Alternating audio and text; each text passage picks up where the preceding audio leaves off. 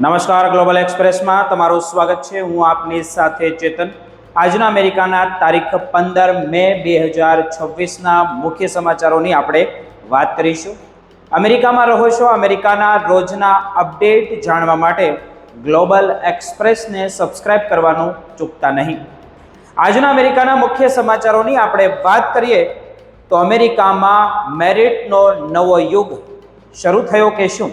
H-1B વિઝામાં 60% કાપ અને family sponsorship બંધ થવાના પ્રસ્તાવથી ગુજરાતીઓમાં ફફડાટ મચી ગયો છે. તેમની વિગતે ચર્ચા કરીશું. શું ભારતીય આઈટી પ્રોફેશનલ અને વિદ્યાર્થીઓ માટે અમેરિકાના દરવાજા હંમેશ માટે બંધ થઈ જશે? આ પછીના સમાચારોની આપણે આગળ વાત કરીએ તો ગ્રીન કાર્ડના સપના પર રેટ્રોગેશનનો પ્રહાર. જૂન 2026ના વિઝા બુલેટિને વર્ષોની મહેનત પર ફેરવ્યું પાણી. EB1 EB2ની તારીખો પાછળ ખચતા લાખો ભારતીય અનિશ્ચિતતાની ગર્તામાં ધકેલાઈ ગયા. હવે આગળ શું થશે તે જોવું રહીશું, તેની આપણે વિગતે ચર્ચા કરીશું. આ પછીના સમાચારોની આપણે આગળ વાત કરીએ તો 1,16,00,000 કેસોનો ડુંગર. USCISના બેકલોગ મચાવ્યો હાહાકાર. વર્ક પરમિટના વિલંબથી હજારો ભારતીયોની નોકરીઓ પર લટકતી તલવાર. શું અમેરિકામાં કાયદેસર રહેવું હવે અશક્ય બનશે? જાણો આ ઐતિહાસિક કટોકટીનું સત્ય શું છે. આ બધા જ સમાચારોની આપણે વિગતે ચર્ચા કરીએ. આપ જોતા રહો ગ્લોબલ એક્સપ્રેસ.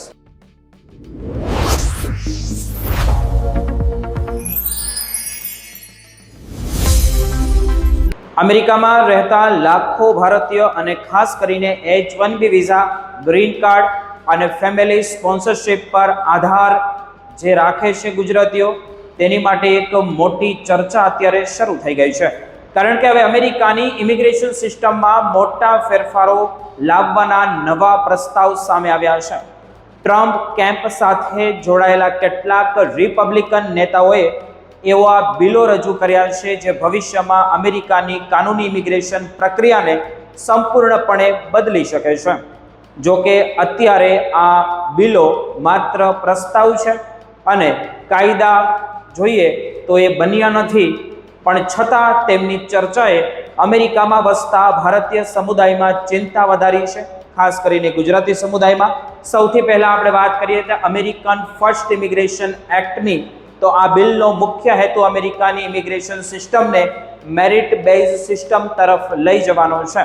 એટલે કે ભવિષ્યમાં માત્ર પરિવારના આધારે ઇમિગ્રેશનને ઓછું મહત્વ આપવામાં આવી શકે છે. હાલમાં જોઈએ તો અમેરિકન નાગરિકો પોતાના માતા પિતા, ભાઈ બહેન અને અન્ય સગા સંબંધીઓને પણ સ્પોન્સર કરી શકે છે, પરંતુ નવા પ્રસ્તાવ મુજબ ભવિષ્યમાં સ્પોન્સરશિપ માત્ર જીવનસાથી અને સગીર બાળકો પૂરતી જ મર્યાદિત થઈ શકે છે. સાથે સાથે ડાયવર્સિટી વિઝા લોટરી પ્રોગ્રામને પણ સંપૂર્ણપણે બંધ કરવાની ચર્ચા છે. નવા પ્રસ્તાવ મુજબ હવે એવા ઇમિગ્રન્ટ્સને પ્રાથમિકતા મળી શકે છે જેમની પાસે ઊંચી શૈક્ષણિક લાયકાત હોય, અંગ્રેજી ભાષા પર મજબૂત પકડ હોય, હાઈ પેકેજ જોબ ઓફર હોય અથવા તો અસાધારણ સિદ્ધિઓ તેમની પાસે હોય.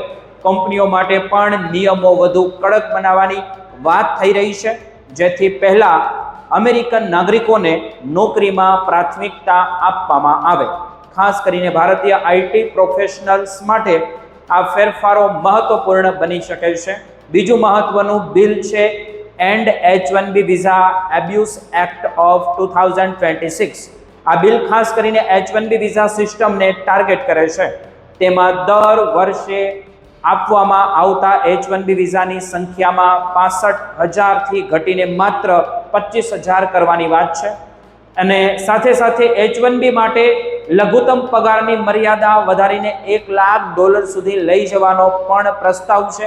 સૌથી ચોંકાવનારી વાત તો એ છે કે નવા H-1B વિઝા ઇસ્યુ કરવા પર 3 વર્ષ માટે વિરામ મૂકવાની ચર્ચા પણ ચાલી રહી છે.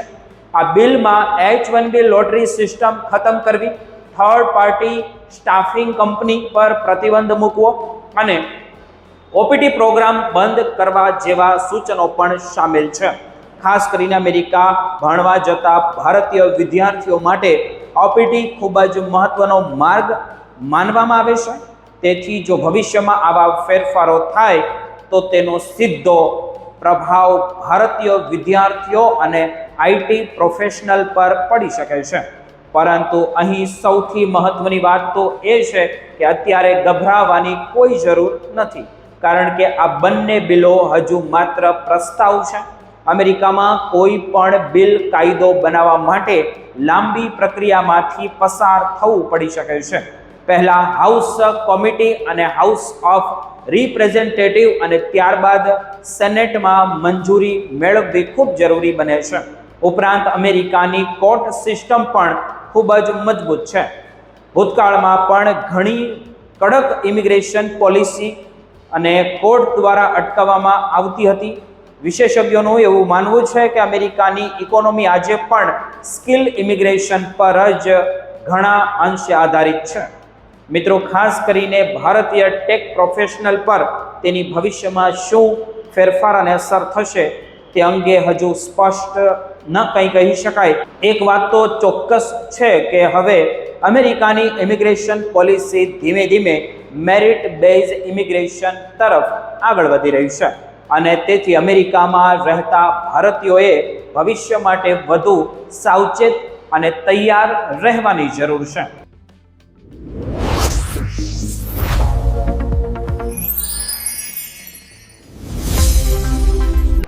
અમેરિકામાં ગ્રીન કાર્ડની રાહ જોઈ રહેલા લાખો ભારતીયો માટે જૂન 2026નું વિઝા બુલેટિન ફરી એકવાર ચિંતાજનક સમાચાર લઈને આવ્યું છે।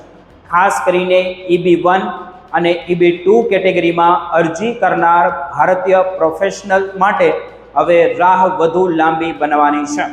અમેરિકન ઇમિગ્રેશન સિસ્ટમમાં વધતા બેકલોગને કારણે યુએસ ડિપાર્ટમેન્ટ ઓફ સ્ટેટ ફરીથી તારીખોને પાછળ ધકેલી દીધી છે, જેને ઇમિગ્રેશન ભાષામાં રેટ્રોગેશન કહેવામાં આવે છે। હવે હજારો ભારતીય પરિવારો ફરી એકવાર અનિશ્ચિતતાના સમયમાં પ્રવેશી રહ્યા છે। જૂન 2026ના જે આ વિઝા બુલેટિન મુજબ ભારત માટે EB1 કેટેગરીની ફાઇનલ એક્શન ડેટ હવે પાછળ જઈને 15 ડિસેમ્બર 2022 પર પહોંચી ગઈ છે, જ્યારે EB2 કેટેગરીમાં સ્થિતિ વધુને ગંભીર બનતી હોય તેવું લાગી રહ્યું છે અને તેની તારીખ હવે 1 સપ્ટેમ્બર 2013 સુધી પાછળ ખસી ગઈ છે। આનો સીધો અર્થ એ થાય છે કે જે ભારતીય અરજદારોની પ્રાયોરિટી ડેટ આ તારીખો પાછળની છે તેમની જે ગ્રીન કાર્ડ પ્રક્રિયા હાલ માટે આગળ વધી શકશે નહીં। ઘણા ભારતીયો વર્ષોથી અમેરિકામાં કામ કરી રહ્યા છે, ટેક્સ ચૂકવી રહ્યા છે અને પોતાના પરિવાર સાથે ત્યાં સ્થાયી થવાનું સપનું જોઈ રહ્યા છે, પરંતુ હવે તેમની રાહ વધુ લાંબી બની ગઈ છે। મિત્રો, હવે સવાલ તો એ થાય છે કે આખરે આ રેટ્રોગેશન કેમ થાય છે? શું અમેરિકાએ કોઈ નવા નિયમો લાગુ કર્યા છે? હકીકતમાં એવું નથી।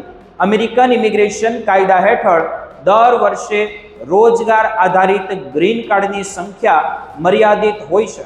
સાથે સાથે દરેક દેશ માટે એક નિશ્ચિત મર્યાદા નક્કી કરવામાં આવી છે।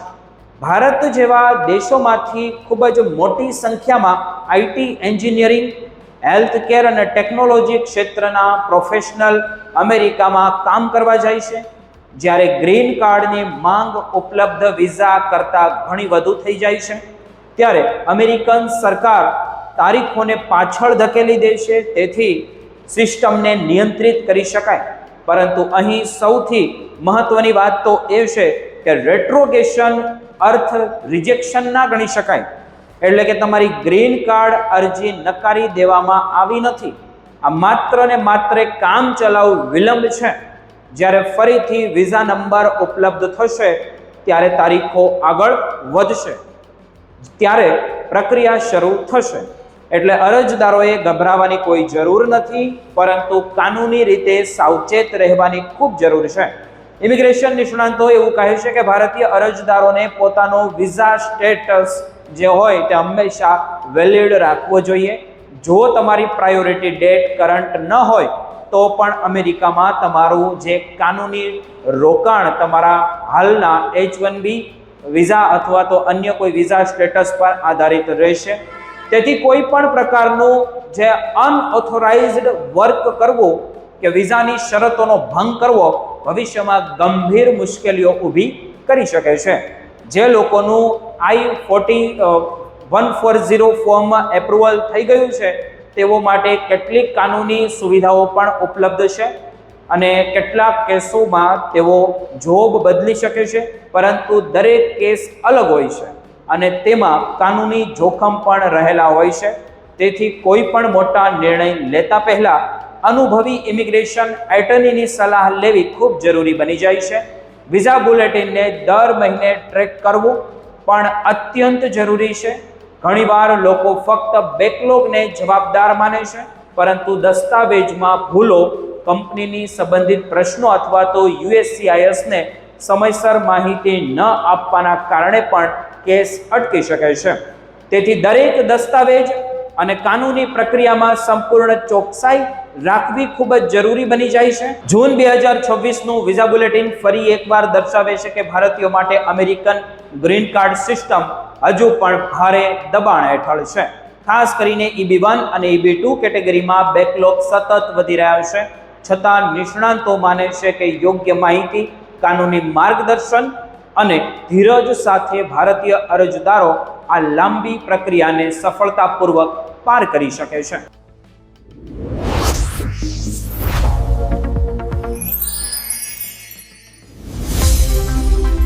અમેરિકાની ઇમિગ્રેશન સિસ્ટમ હાલમાં એક ઐતિહાસિક કટોકટીમાંથી પસાર થઈ રહી છે અને તેની સૌથી મોટી અસર લાખો ભારતીય પ્રોફેશનલ પર પડી રહી છે. United State citizenship and immigration service એટલે કે USCISનો બેકલોગ હવે 11.6 મિલિયન કેસને પાર પહોંચી ગયો છે. ગ્રીન કાર્ડની રાહ જોતા હજારો ભારતીયો પરિવાર માટે હવે માત્ર એક વિલંબનો મુદ્દો રહ્યો નથી, પરંતુ નોકરી, આવક, ભવિષ્ય સાથે જોડાયેલો ગંભીર પ્રશ્ન બની ગયો છે. ખાસ કરીને એવા ભારતીયો માટે પરિસ્થિતિ વધુ મુશ્કેલ બની રહી છે જેઓ EAD એટલે કે એમ્પ્લોયમેન્ટ ઓથોરાઇઝેશન ડોક્યુમેન્ટ પર કામ કરી રહ્યા છે. જો તેમનું વર્ક પરમિટ સમયસર રિન્યુ ન થાય તો તેઓને નોકરી ગુમાવવાનો ખતરો ઊભો થઈ શકે છે. અમેરિકન ઇમિગ્રેશન કાઉન્સિલના રિપોર્ટ મુજબ છેલ્લા 10 વર્ષમાં USCISનો બેકલોગ 3 ગણાથી પણ વધુ વધી ગયો છે. નાણાકીય વર્ષ 2016ની શરૂઆત લગભગ 3.5 મિલિયન કેસો પેન્ડિંગ હતા, જ્યારે હવે 2025ના અંત સુધીમાં આ આંકડો વધીને 11.6 મિલિયનને પાર પહોંચી ગયો છે. નિષ્ણાંતોનું એવું માનવું છે કે COVID-19 મહામારી અને અગાઉના પોલિસી ફેરફારના કારણે સમગ્ર પ્રોસેસિંગ સિસ્ટમ નબળી પડી ગઈ હતી. 2020 અને 2021 દરમિયાન અરજીઓ જે ઝડપે આવી રહી હતી તે ઝડપે પ્રોસેસ થઈ શકી નહોતી. માત્ર જૂન 2020થી સપ્ટેમ્બર 2021 દરમિયાન જ 2.3 મિલિયનનો નવો કેસ બેકલોગમાં ઉમેરાયા હતા. એપ્રિલથી જૂન 2021ના સમયગાળામાં USCISને 2.6 મિલિયન અરજીઓ મળી હતી, પરંતુ તેમાંથી માત્ર 1.7 મિલિયન જ પ્રોસેસ થઈ શકી હતી. એટલે કે માત્ર 3 મહિનામાં જ લગભગ 8,66,000 કેસો વધુ બેકલોગમાં ઉમેરાઈ ગયા હતા. હવે સૌથી વધુ ચિંતા EAD રિન્યુઅલમાં થઈ રહેલા વિલંબને લઈને છે. ઓક્ટોબરથી ડિસેમ્બર 2024 દરમિયાન લગભગ 1,54,000 EAD રિક્વેસ્ટ પેન્ડિંગ હતી, પરંતુ જુલાઈથી સપ્ટેમ્બર 2025માં આ સંખ્યા વધીને 3.73 લાખથી વધુ થઈ ગઈ છે. આનો સીધો અર્થ મિત્રો એ છે કે હજારો ભારતીય IT પ્રોફેશનલ, એન્જિનિયર અને હેલ્થ કેર વર્કર્સ પોતાની નોકરી અને લીગલ સ્ટેટસને લઈને અનિશ્ચિતતામાં જીવન જીવી રહ્યા છે કે જીવન જીવવા મજબૂર બની ગયા છે. જો કે અમેરિકન ઇમિગ્રેશન નિયમોમાં ઘણા ગ્રીન કાર્ડ અરજદારો માટે ઓટોમેટિક EAD એક્સટેન્શનની સુવિધા પણ આપવામાં આવી છે. જો અરજી સમયસર અને યોગ્ય કેટેગરીમાં ફાઇલ કરવામાં આવી હોય તો ઘણા કેસોમાં વર્ક ઓથોરાઇઝેશન આપોઆપ જ વધારી દેવામાં આવે છે. પરંતુ નિષ્ણાંતો ચેતવણી આપી રહ્યા છે કે માત્ર એપ્રુવલ નોટિસની રાહ જોવી પૂરતી નથી.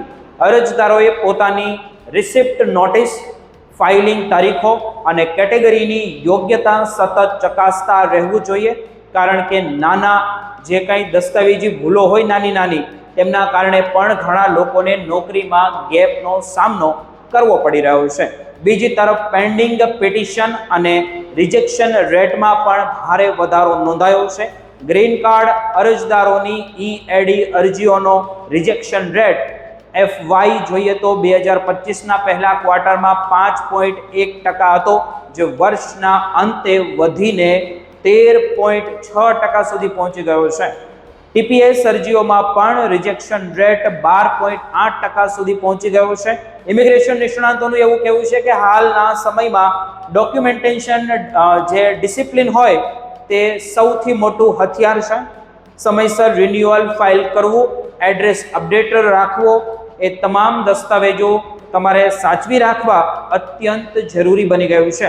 હાલની પ્રોસેસિંગ સ્પીડ મુજબ જોવામાં આવે તો USCISનો આ નવો બેકલોગ ક્લિયર અથવા તો હજુ લગભગ 13.8 મહિના જેટલો સમય લાગી શકે છે. હવે અમેરિકામાં રહેતા લાખો ભારતીય માટે હવે દરેક દિવસ ચિંતા અને અનિશ્ચિતતા વચ્ચે પસાર થઈ રહ્યો છે.